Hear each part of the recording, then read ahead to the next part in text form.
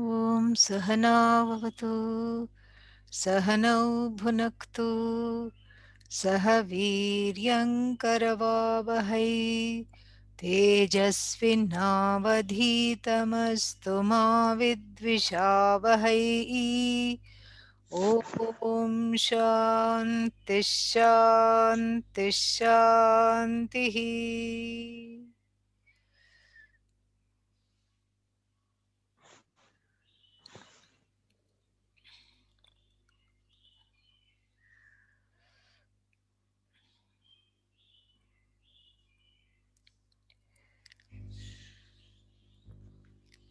So, Shatashloki, I think we are on what is that? Verse 39, I think. And so we will go from that.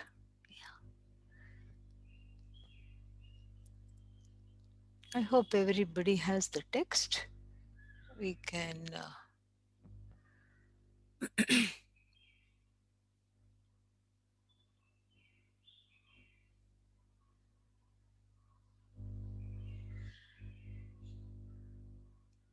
give me a second here.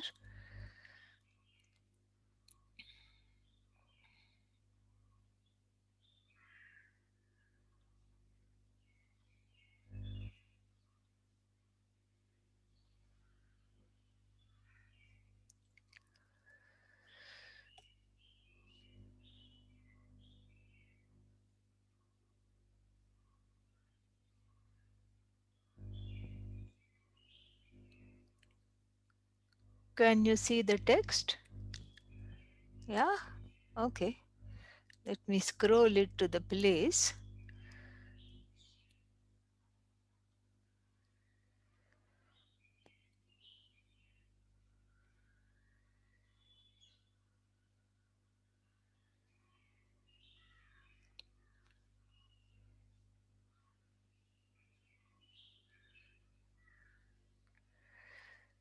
Here is where we are. Okay. मध्यप्राणं सुषुप्तौ स्वजनं स्वजनिमनुविशन्त्यग्निसूर्यादयो मी वागाद्याः प्राणवायुं तदिह निगदिता ग्लानिरेषा न वायोः तेभ्यो दृश्यावभासो भ्रम इति विदितः शुक्तिकारौप्यकल्पः प्राणायामव्रतं तच्छ्रुति शिरसि मतं स्वात्मलब्धौ न चान्यत्. This is the this is verse number 39. We saw some of it, a little bit we saw. And what was that? The we saw the uh, first couple of lines, I think. First line at least we saw. So, Madhya Pranam Sushuptau Anuvishanti Agni Suryadayah Ami. So, Sushuptau, in the state of deep sleep. What happens? Swajani means born of themselves. Born of themselves, meaning they are not caused by some local phenomena, meaning they are manifestations of Ishvara, because Ishvara is born, self born. That's why it's called Swayambhu, Swayam Bhavati. So Swajani means born of Bhagavan here, as we have seen in the Purusha Sukta. Mukhad Agnishcha cha Indrascha Pranad Vayo Rajayata. Like this. So out of this Virat, this cosmic Bhagavan, human being, came what? Came fire, uh, Agni, Surya, Chandra, all these things. Surya, Chandra are the eyes of this Virat Purusha, Bhagavan, in the form of this cosmic being who encompasses everything, nay, who is everything. And so we have seen that out of the mouth of the Purusha came the fire. Sun and moon are but his eyes, and his breath is the Vayu. Like this, we have seen. And so that's why it is called Swajani. Means Janihi means birth. Janihi means birth. Swajani means the that which is self born. So then, Sushuptau, in the state of deep sleep, Swajanim Anuvishanti. So they go back to that source. What is that source? Bhagavan. Yeah, in deep sleep, who goes back to the source? Agni Suryadayaha Ami means these. Agni Suryadayaha, these fire, what else? Sun, moon, etc. go back to Purusha, go back to the Virat Purusha goes back to what? Madhya Pranam. Madhya Pranam here means Bhagavan in the form of Hiranyagarbha. So goes back to a causal state, goes back to the cause. That's all it means. Goes back to the cause when Sushuptau, seventh case, in the state of deep sleep.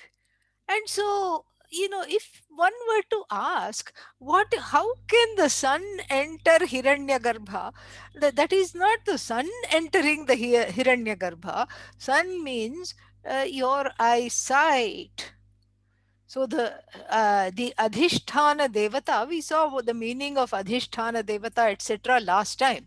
So the Adhishthana Devata in the form of the sun is what? Is entering the source in deep sleep. So the Adhishthana Devata is the sun. The sun is the presiding deity for the eyes. How convenient and how wonderful. You can't see without the presence of light, and that light which lights up the eyes in order to see is called is called the presiding deity of eyesight. Everything has a presiding deity. The ears have a presiding deity which is called Dig Devata. Dig Devata means the directions. So sound and directions are together, and then eyesight and what else? The eyesight and fire. So not fire. Sorry, the sunlight are together. And then, so Dig Devata, the presiding deities of the ears are the directions. The presiding deity of the eyes is the sun. I'm hearing some kind of a sound. Can you please mute yourselves if you haven't done so already? Thank you. Yeah. So um, then the speaking of the presiding deities of the ears, they decided to pay a visit in the form of some swishing sound, and then we have uh, prana. So the respiration, etc. Vayu, the air, the principle of air is the presiding deity for all the breathing functions, and then so like this we have all the the presiding deities are there, because we look upon the sense organs as sources of knowledge. They're means of knowledge after all. So they are sources of knowledge. And then when they are sources of knowledge, what happens when they are sources of knowledge? They are Bhagavan, because Bhagavan is all knowledge. And because they are Bhagavan, then what happens? Then then we look upon the eyes and the ears as blessing as being blessed by various manifestations of the Lord in order to see, hear, etc. And so what happens now? Then Madhya Pranam Sushuptau, in deep sleep, none of these sense organs are active. That is the idea. They all go back to the source. Where else will they go back to? Poor things. They all go back to Bhagavan, because they are all manifestations of Bhagavan after all. So where else will they go? They will go back to Bhagavan. And that means they retreat to a causal state. And this, the word causal is very confusing, as in causal body. Nobody knows what that means. And then, and they retreat to a causal state. What is this causal state? Causal state means going back to the cause, Bhagavan. And then causal body means the cause of this human body, which is Ajnanam. That is what is causal body. So but that is a slightly different tangent here. So here ajnanam, the here we are not talking of ajnanam, we are talking of the cause, which is Bhagavan. So they have gone back to Bhagavan, who is referred to by the term madhya pranaha. Tam madhya pranam vishanti. Why is it called madhya pranaha? Because it is the Hiranyagarbha in the form of the Sutratma, in the form of that potential which is right in between, Virat and Ishvara. So that is basically what it is. So it's yet to manifest, and it is not fully unmanifest, and it is not fully manifest either. So in between manifest and unmanifest, what is there? That is in the middle. Madhya Pranam Samvishanti. Then that Madhya Pranam is Swajanim, meaning uncaused cause. Bhagavan in the form of the potential to create Hiranyagarbha, Anuvishanti, they enter in keeping with the laws of karma, laws of sleep, laws of Bhagavan, etc. What? The presiding deities that bless the eyes and ears. That means the eyes and ears are no longer blessed.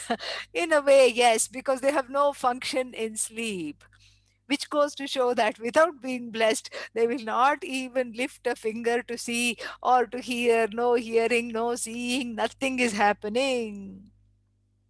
And then Vagadhyaha, Ami, the Abhagadhyaha, you know, Pranavayum, Tad Iha Nigadita. Tad iha nigadita. And so the speech also, fire and speech go together. That's why one has to be careful of fiery speech. And so for speech also enters Madhya Prana, that is Hiranyagarbha, and then Pranavayum, the Pranavayum tadiha nigadita glanihi esha navayoho. um, and so the speech goes back to prana. Speech goes back to prana, it says.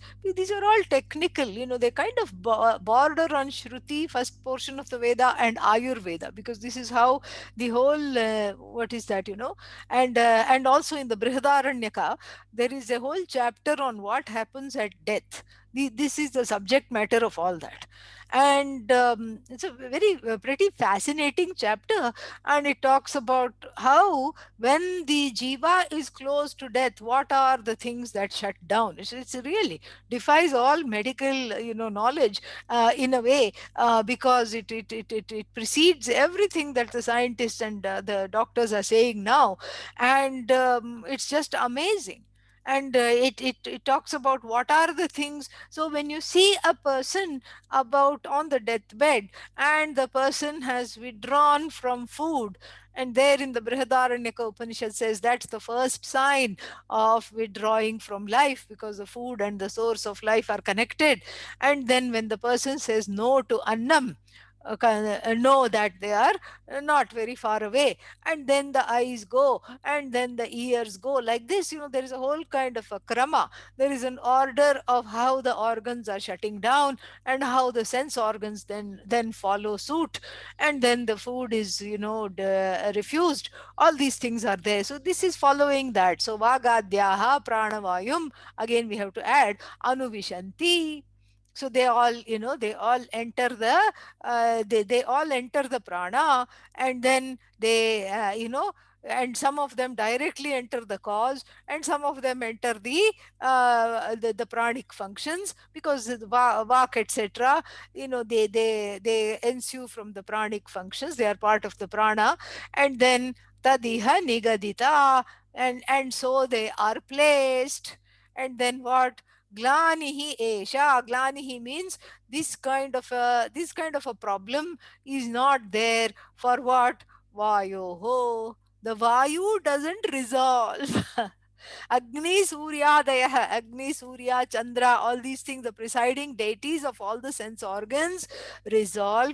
Some of the organs of action resolve into the prana, like Vak, etc. Vak, Pani, Padam, we have to say, and Upasthapayu. So the Karmendriyas resolve into the prana, But what happens to the Vayu, which is the Adhishthana Devata, which is basically the presiding deity of what, of prana.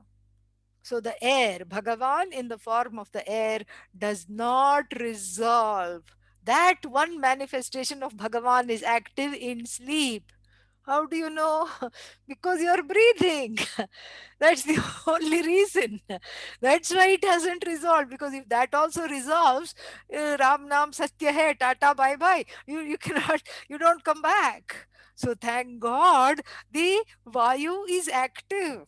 Vayu Bhagavan is active and still blessing the prana. Even though you're unaware of breathing, breathing is happily taking place. In fact, audibly taking place. Vayu Bhagavan makes himself heard during sound sleep. Okay. And sound sleep is what? It's a special compound, sleep in which produces a sound. That is what is called sound sleep. So then, so the Vayu Bhagavan is not only active, but makes himself heard. Every inhalation, every exhalation is audible in sleep. So, fully blossomed in sleep is this Vayu Bhagavan.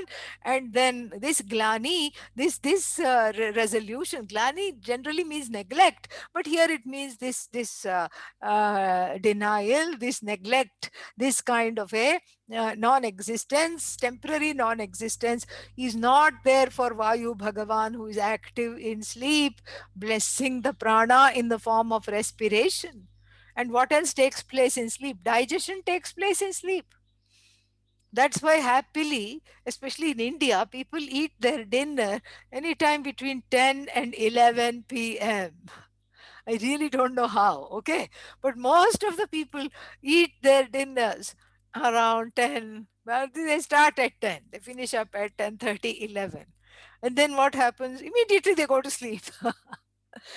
Putting all their shraddha on this Vayu Bhagavan, who in the form of Vyana, Apana, Samana Vayu, the digestion, they have complete shraddha that digestion will take place.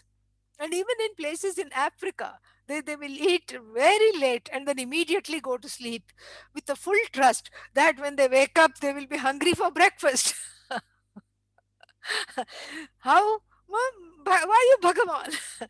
They have to complete trust that the entire digestion will take place. And they can say, okay, I'm ready for some more dosas and idlis in the morning. So this is so prana here doesn't mean just respiration. It also means all the other prana, vyana, apana, samana, udana, all that is taken care of by Vayu, the presiding deity called Vayu Bhagavan, who is primarily in charge of respiration, and then secondarily in charge of other functions, subtle functions in the body. But then respiration we don't we only prioritize because that's easy to objectify. It is tangible. You can see yourself breathing and exhaling. You can feel yourself, and you can feel the air entering the lungs. All this is there. And so, Vayu in the form of prana alone is active. All the other Bhagavans are sleeping, meaning they are in an unmanifest condition, having joined Hiranyagarbha. You are also in an unmanifest condition. And then only Vayu is keeping you, in between the state of manifestation and unmanifestation. Vayu is the thread. That's why prana is called sutratma. It's the thread that keeps you between life and death, so that so sleep is not death, because the prana is going to bring you back. Okay. So tebhyah means from these drishya avabhasah brahmah iti viditah. So then you wake up. Then you wake up and then rub the eyes. First, the eyes are all blurry, and then they start to see things clearly. Aha! And then maybe you have put a photo of Bhagavan. When you wake up, you see the photo of Bhagavan. You join your hands together. May the day go well. And then you see that. Oh, what a nice blessing! What a nice way to wake up. And then you see other things. Okay, all my things are there in my room. I'm woken up in the same place. Okay, nice. One more day I can plan. I recognize my surroundings. And then the birds are chirp, chirp, chirp, cheep, cheep, cheep. You hear that. And then if you are lucky enough, somebody else is cooking breakfast and making coffee for you in the kitchen. You smell that. Ah, some nice smell. Wonder what is for breakfast. And the smell of freshly brewed coffee is coming, assailing the olfactory nerves in the form of the nostrils. And then the karmendriyas also become active. The legs which would not leave the bed leap out of bed, because now there is a reason to get up. Somebody else is doing something there, and so now there is a reason to get up. And then you just run and you finish your ablutions, so the karmendriyas are active. Speech becomes active, and then the mind is active. And this Agni, Surya, Chandra, all these things that had resolved into Hiranyagarbha ensue forth. And then you become a chatterbox. You have a lot to say over breakfast, and you want to discuss your dream life, and you want to do all kinds of things, and you plan your day. And then you pour yourself some coffee or tea, and then that itself is what hands and legs, karmendriyas are active, jnanendriyas are active. And the third line is saying, Tebhyaha, so this activity coming from them, Drishya Avabhasaha. This is an apparition, because you know what happened in sleep? What happened in sleep? You could take the person's favorite dish and put it underneath the nose, and the person is not getting up because the person is in deep sleep, not smelling anything, not seeing anything, not hearing anything. And then suddenly the person has become an active seer, hearer. You can't say smeller. Person who has the ability to pick up the smells, and the person who has the ability to move the hands and legs. Karmendriyas, Jnanendriyas are active. Now, the thing is that this is something which is very interesting, because the original state in sleep is here seen as as a vyabhichara, as a contradiction to the waking state. And whenever there is a contradiction, we have to examine the nature of reality, because we have two states side by side. This is a wonderful segue to the Mandukya with which we have been, with which we have been dealing, because it's a very nice connective thing here. Mandukya was also discussing the different states. And so as a sleeper, then you are dead to the world of names and forms and sensations. Sensations are those impressions picked up by the senses. You are completely dead to that. And then upon waking, everything becomes activated again. Don't you think? The Shatashloki says, this should be cause for you to stop in your tracks and wonder what is it that is happening, which is real. Is the activities, the all the activities of the sense organs, you as the sensor of various impressions of the jagat, is that real? Or you as the one that is one with Bhagavan in sleep, is that real? The answer is both of them are projections. Both of them are projections. In fact, the Jagat is a projection, and you as an active person, involved in interacting with and relating to the Jagat, is also a projection. Because who are you? We've seen this very clearly. You are Turiya. You are the one that blesses the sleep state, that blesses the sleep state where there is no sensory activity.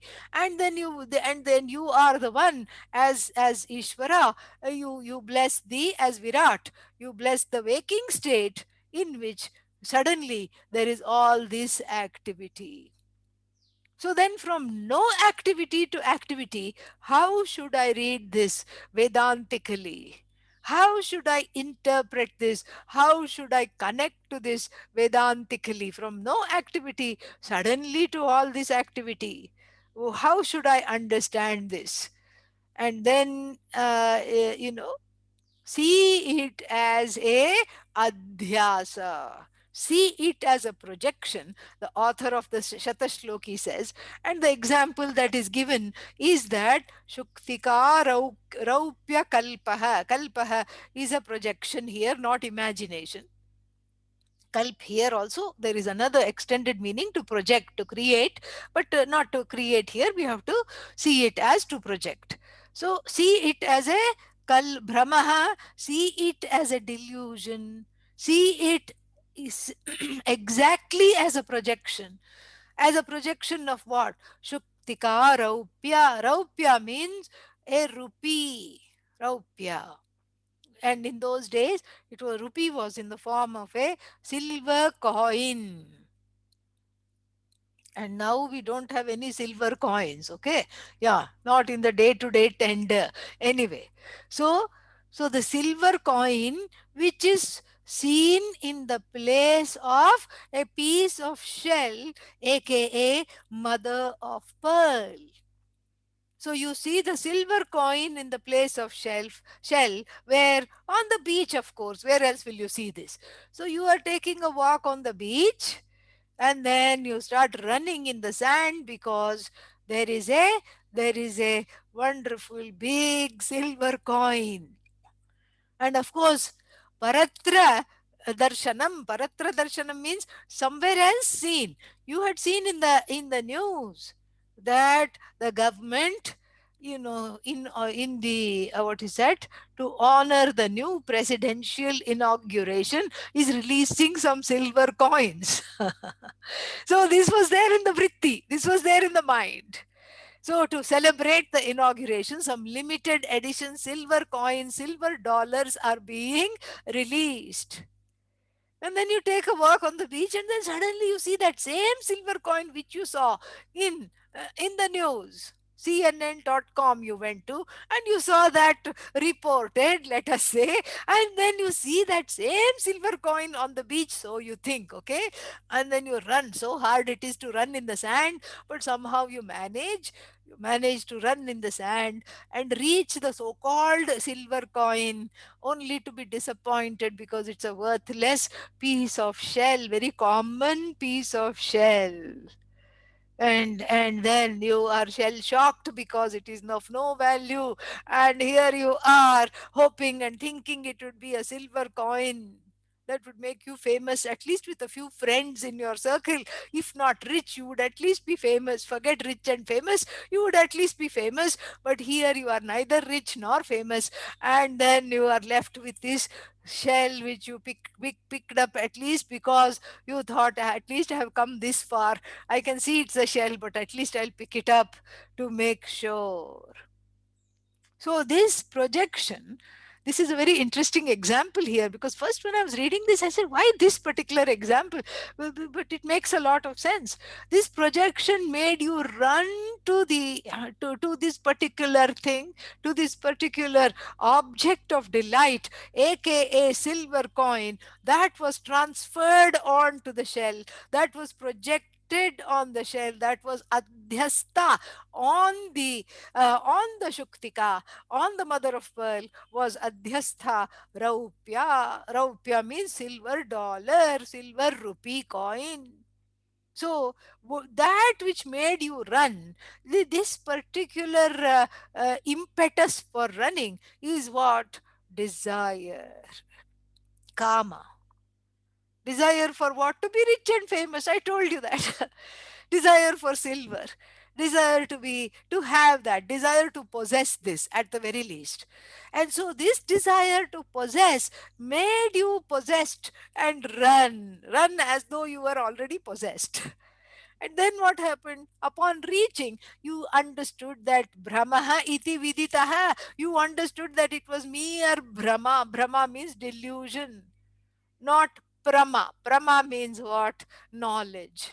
Prama, knowledge. Brahma, delusion. And sometimes when you write it in Tamil, there is pakara bakara abheda, and so prama sometimes is read as brahma. And so here it is brahma, brahmaha iti viditaha. So when you contact the quote unquote silver dollar, you know it is just a delusion.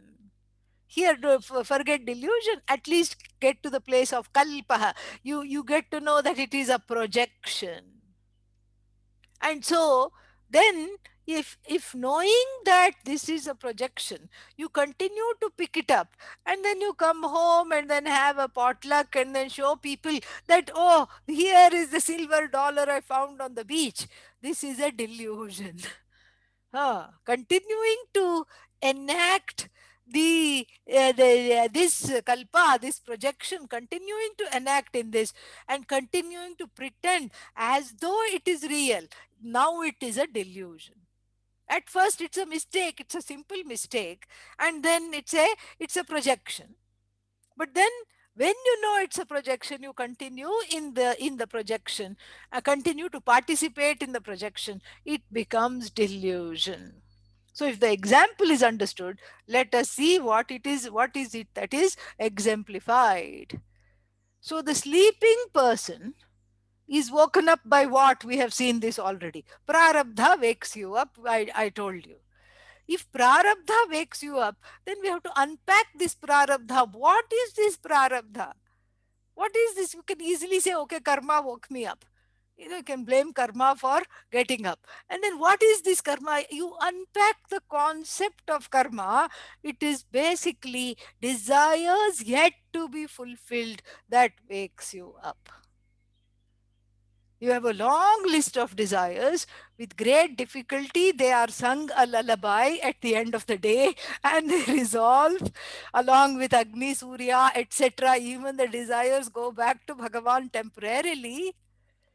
And then it's almost like Bhagavan also says, I can't babysit these rambunctious kama, krodha, all these raga, dveshas of yours. Take them back, wake up, deal with them.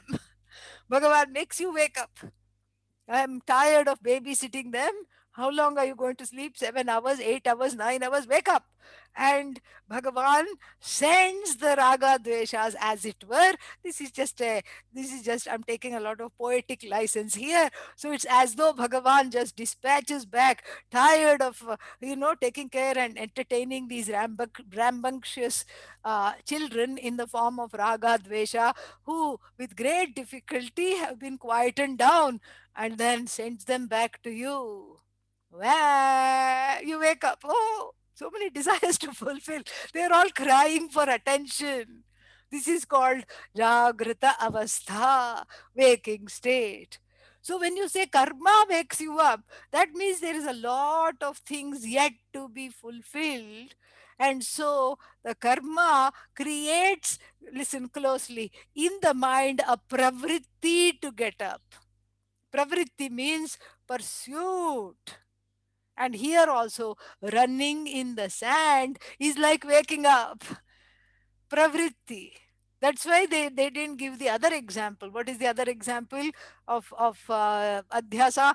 Rope snake. They didn't give the rope snake example because if you don't run towards the rope snake, you run away from the rope snake. But the waking up is running towards this. So they gave a positive example here of a positive adhyasa, something which is, of course, both end in, one ends in relief, the other ends in disappointment, but at least the shuktika shuktika raupya, this silver, and the rajat shuktika, silver mother of pearl, ends in disappointment, but it's not a frightening metaphor. And so therefore, therefore you run towards something. This is an example to illustrate pravritti based pursuits, preyas based pursuits.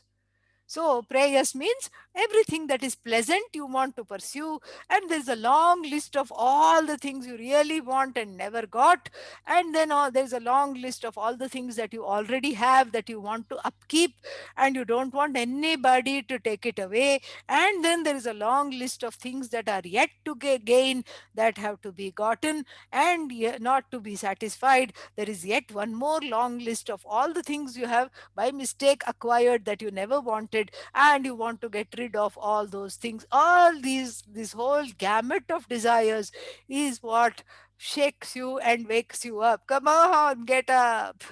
And that waking up, because of the pravritti pursuits hidden in the antakarana, and Bhagavan has sung a lullaby, and then they are now all waking up.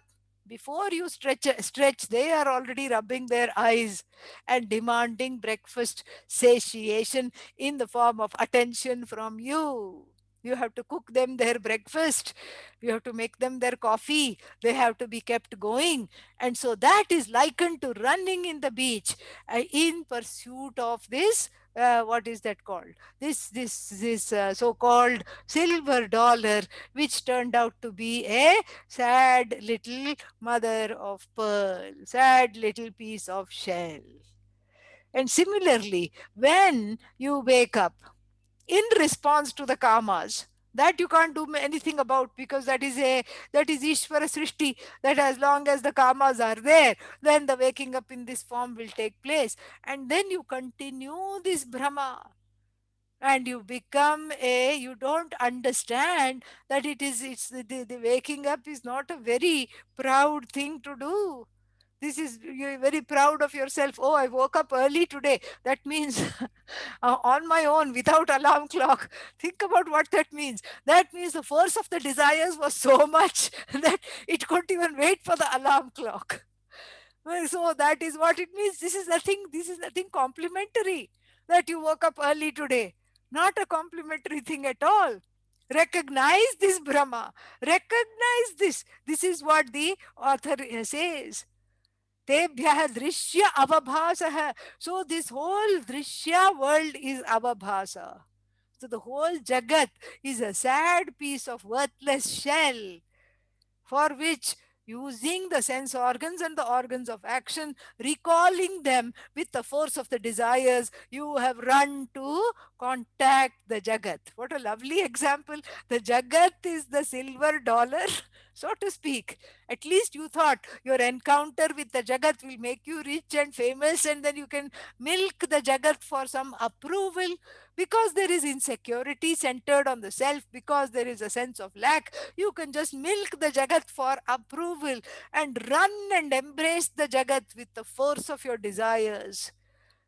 And this is on a micro level. The force of your desires wakes you up every morning, and the force of your desires is what gives you a body, life after life after life. Same thing on the macro level. At the level of life and death, what makes one take on a body from a state of unmanifestation to manifestation, what makes the jiva take a body on, is the force of one's desires. And if you go to the most macro level, what makes the jagat come to being along with the jivas is again the force of desire. And so the force of the desires has made you run, has made you recall the senses that had gone to Bhagavan already. And not content with the senses having gone to Bhagavan, it made you recall them shamelessly and run towards a worthless piece of Jagat, upon which you thought it would be a silver experience. And you thought it'll be something wonderful, and the jagat is going to give you happiness. Brahmaha iti viditaha. And the jagat is going to give you fame. Brahmaha iti viditaha. And the jagat is going to make you contented. Jagat includes your own body, your own mind, your own senses. It starts with your body. And other bodies and other minds are going to make you feel animated, and life becomes worth living because of this one, that one. All that is just beach combing. Sometimes you go, sometimes you see these people with some. First time I saw, I said, what are these people doing? So strange. Seriously, they're taking this, this rod, and then it has some flat, it looks like a vacuum, but it is some kind of a beach combing device. It just picks up all metal, and the hope is that they will get some silver, gold, something. They'll get some dollars, some quarters. That is what the whole thing is. And they'll just get one hair clip, that's all. Rusty hair clip only they will get. So the beach trash, that's all it is. So these beach combers, seriously, they are combing the beach with their electric device. Some people do it all day long, and then you have taken your Bhagavad Gita and you are sitting at the beach reading the Bhagavad Gita. you know Maya tatamidam sarvam jagadavyaktamurtina, you are reading that. And then, as a Vedantin, all Vedantins have a certain, what should I say, hubris. They have a certain pride. Look at that lowly mortal combing the beach. I know better. I am, I am reading the Bhagavad Gita. You can have a sense of, you can have a sense of slight pride, like, oh, I'm not into this kind of a how useless it is. But really speaking, as soon as you wake up, what are you? You are a Jagat Kombar. At least the person is just, covering 1 acre on a beach, and you are you are combing the entire Jagat for something of value. And what is this Jagat? A dry, worthless piece of shelf. And you are combing the whole. What can this Jagat yield? The Jagat beach can yield a dry piece of something. That's all it is. That too, beach may. In between, in between. So the Jagat beach is, is useless. But here you are making fun of this fellow because you happen to be reading a few verses from the Bhagavad Gita. But what are you doing? You are combing the entire Jagat of all names and forms in order to milk something of value. Nah, not possible. And so when you wake up next time, and tomorrow morning, let it be a sobering experience. Let it bring with it. Let it bring with it a few facts. Fact number one: waking up is not something to be proud of, because that means the desires are still there to be resolved. Number one. And fact number two, this is a very important fact. Fact number two, you need not fulfill those desires, those very desires of Jagat combing that woke you up today. You need not fulfill them. You have the ability to disengage with them upon waking by seeing them as drishya avabhasa, by seeing them as an as though reality, that you are blessed by the senses, you are blessed by the mind, you are blessed by the prana, but that doesn't mean you have to engage in them and start again combing the Jagat. This part is optional. So you cut the cords between the sense organs which you are blessed with, which is Ishvara Srishti, and the pursuit of the sense objects, which is Jiva Srishti. You cut the cord. You don't mix the two together and make khichdi. You can withdraw Jiva Srishti. You can withdraw your own projections and harnessing the God given sense organs for your own, what should I say, your own pursuits of becoming something in this Nissara Jagat. Nissara means tasteless, essenceless Jagat. You have been blessed with the ability to contact the Jagat. Wonderful. Contact the Shastra instead with the same sense organs. Contact the Guru instead. Contact the Shastra instead. Don't waste your time contacting this, that, all these other useless things. And so, this is wonderful thing. So, because this is just like on the beach, you see the silver dollar and have enough vairagya to say, let somebody else pick it up. Maybe I'll just walk casually, and if it is still there by the time I reach there, if the beachcomber has not gotten to it by that time, let me get it if I'm meant to get it. This is the first step of Vairagya. First step. Second step, if one is a sadhu, you will not see it at all. And then, or you may even step on it. That's why it's called second step. It is not even seen. Certain pursuits are not at all entertained, first deliberately, and then naturally. You are not interested in those pursuits any longer, because you have trained the mind, you have trained the buddhi, and you have trained the sense organs to just like the mother duck. The mother duck has got, few ducklings behind her, and they don't need swimming lessons, because they are just born knowing how to swim. And in fact, some species of ducks, this is very interesting and dangerous. They lay their eggs somewhere on a tree. There is a species of ducks that do that, and as they hatch, the ducklings fall straight in the water from a height, and then this learns to swim. So the mother duck doesn't have to teach them to swim. They go upside down, they swim, they paddle, they have those webbed feet, and so it's very easy. And they are tiny animals, they can bob up and down nicely. The mother duck teaches them to be away from danger. Some other things are there, predatory birds are there, and predatory animals are there. There's always a cat among the ducks, you know, waiting in line, licking its lips. There is a bobcat, a wild cat, and raccoons. So many things are there. Hyenas, all these things are there. So the mother duck's job is to keep the ducks in a row. That's how the expression has come. Keep all your ducks in the row. And so the mother duck, I have seen this. She gets so angry, she has very little patience. She swims and expects complete obedience of all the 6, 7 ducklings behind her. And then there'll always be a rogue duckling. It thinks, I'm going to explore over here. I'm going to go over here and say, oh, that looks interesting. And it is meowing. So maybe what is that sound? Let me go closer.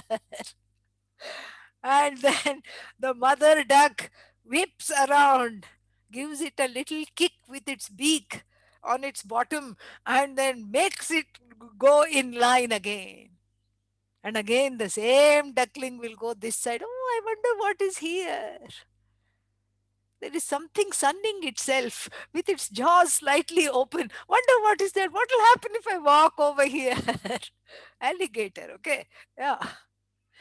And then the mother ducks get so angry, and this time she quacks and she does all kinds of things and beats them back in line.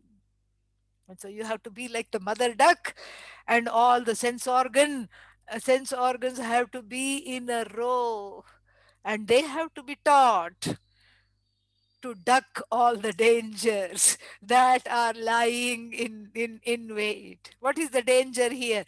The Nissara Jagat appearing as Saravat, meaning the tasteless Jagat, the boring Jagat, the tasteless Jagat, which has nothing left for you as a sadhaka.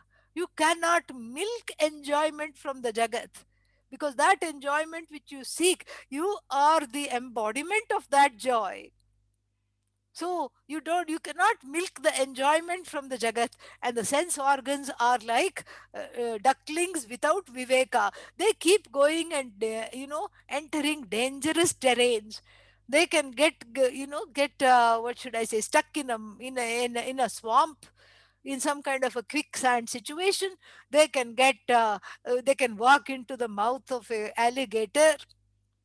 They can be swooped up by some other predatory bird, and so falcon, vulture, etc. And so the mother duck, that is who, you that is you, the sadhaka has to be clear that the sense organs which were lying quietly, what is it that has woken them up?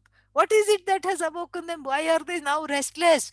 They are restless because of the force of the desires. Never mind the force of the desires, Ishvara Srishti, but me contacting each and every desire and wanting to fulfill them, that is Jiva Srishti. So, what do you mean? I shouldn't wake up at all? Nah, no, that is not the solution. So, what is the solution? Indriyani indriyarthebhyah tasya prajna pratisthita. And this is Bhagavad Gita. So, understand the sense organs. Pashyan, Shrinvan, Swapan, Shwasan, Jigran, Ashnan, Gachan, going, coming, the Indriyas, the organs of actions and the sense organs, they do what they do best. They just keep unfolding. They are reporters. The sense organs are reporters. They just report hot pakoras are here. And then, because that's what the nostrils report, you, along with the mind, have to make the decisions to run over there and get some free pakoras. You know, they just report.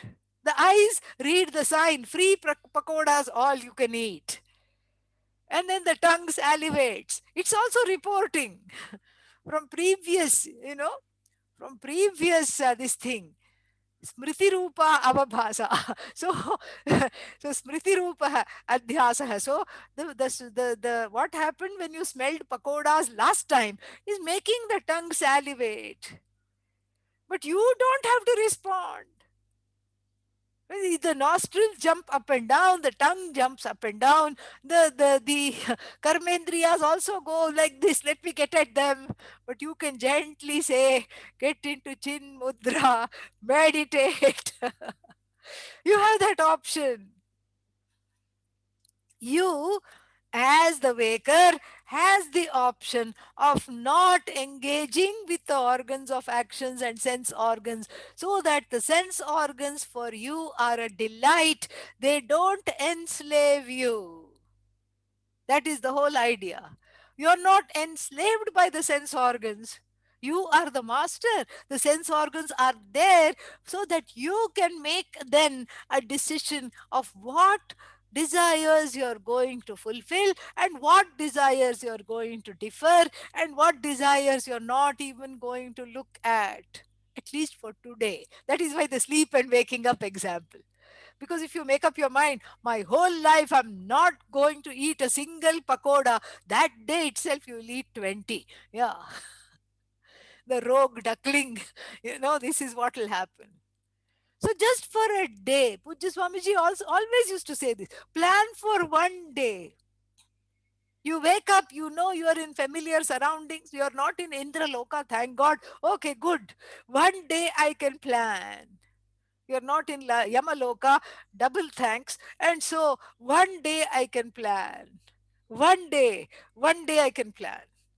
And then one month gone. One day, 1 year gone. One day. Whole life can go like that.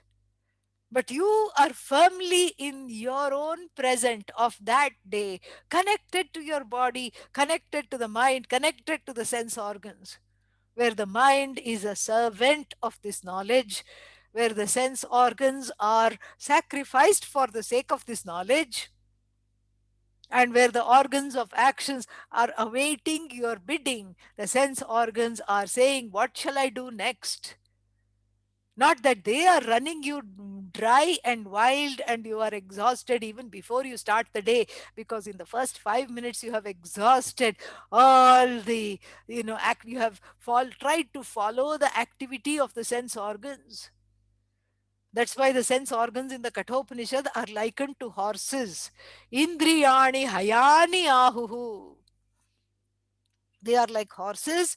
And then if the horse is without reins, the mind is the rein, the ahankara is the rein. And then so the mind should be the pragriha, reins. And without the reins, what happened? The horses go in all directions. That's why there are five horses in the picture of the Bhagavad Gita. The Lord Krishna is holding on to five horses, and they're all white because they are all blessed by Bhagavan, Ishvara Srishti. They're all sattvic in nature because the sense organs, mind, etc., are made from the sattva guna of the five elements, and so they're all sattvic. And so, if Lord Krishna wasn't gently holding the reins, one would have been quartered because one horse runs this side, one horse runs that side. So the olfactory nerves, the horses in the form of the olfactory nerves, go towards the pakodas naturally. The eyes go towards something else pleasant to see. The ears want to listen to heavy metal music. Why? Don't ask. Because the person is a teenager. That's all. And then the sense of touch wants something else, wants velvet, soft, and something to touch. So, like this, all the sense organs, want to go hither and thither. The mind are the reins, and the reins are held by the buddhi, which doesn't have sankalpa and vikalpa, which doesn't keep on flowing with the tide of the sense organs and the organs of action. So you have to hold that. You have to make the buddhi strong. How to make the buddhi strong? With the help of vairagya, which is going to be the topic of the next verse. And then how to make the mind strong. And for that, the author gives one sadhana. Antaranga sadhana and Bahiranga sadhana. Two kinds of sadhanas are advocated in the Shastra to prepare the mind for this knowledge.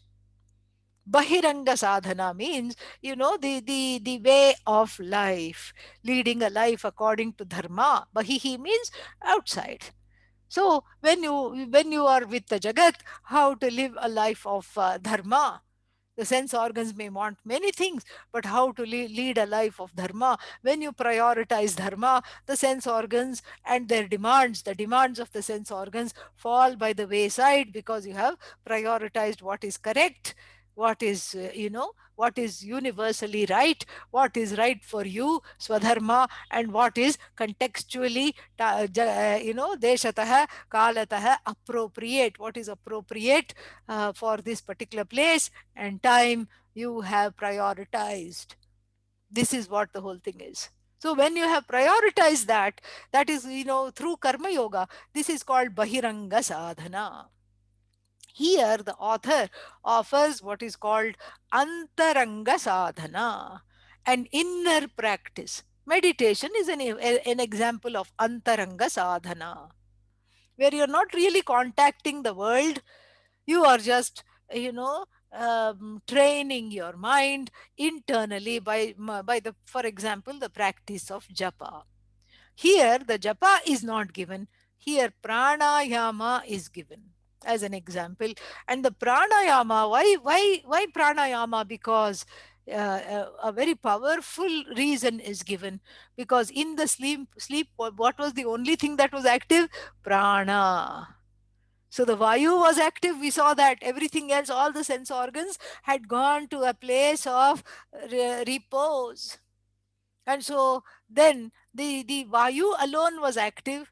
The respiration was active. At least that's the part of the prana that I can contact. And so, training the prana during the waking state helps to overcome the desires, uh, you know, and then overcome the tendency of hooking by default the sense organs to pursue to the chariot of sense objects. So that's why the de-linking has to take place, and so the sense organs have to be freed of their various pursuits and desires. And so I use the discipline of prana. How? We are going to see that. We have to wait till next week to see that. And we'll do also some pranayama so we can have some introduction to what this, some experience of what the author is talking about. ॐ पूर्णमदः पूर्णमिदं पूर्णात् पूर्णमुदच्यते पूर्णस्य पूर्णमादाय पूर्णमेवावशिष्यते Om Shanti Shanti Shanti. Harihi Om. Shri Gurubhyo Namaha. Harihi Om. Thank you.